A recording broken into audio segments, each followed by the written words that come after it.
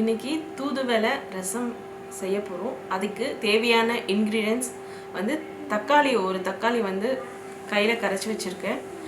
தூதுவளை ஒரு 10 இலை எடுத்து வச்சுருக்கேன். கொத்தமல்லி, கருவேப்பிலை எடுத்து வச்சுருக்கேன். ஜீரகம் 2 ஸ்பூன், மஞ்சள் 1 ஸ்பூன், மிளகு 2 ஸ்பூன், பூண்டு 2 காஞ்ச மிளகா, பெருங்காயம், புளி தண்ணி கரைச்சி வச்சு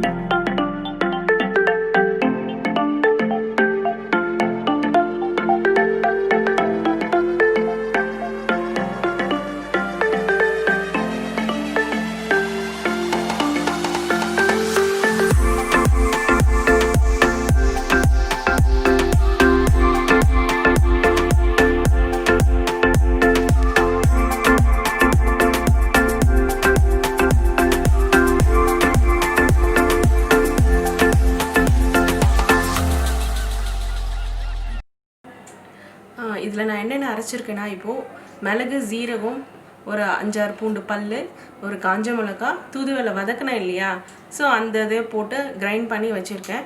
நம்ம இப்போது ரசம் செய்ய ஸ்டார்ட் பண்ணலாம்.